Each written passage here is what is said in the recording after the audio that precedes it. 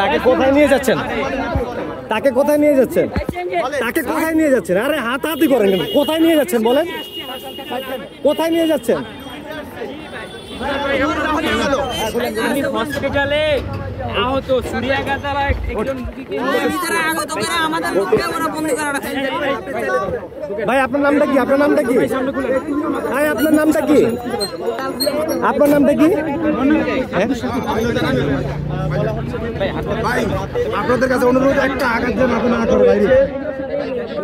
কোথায় নিয়ে মারা না যেন ভাই। আমরা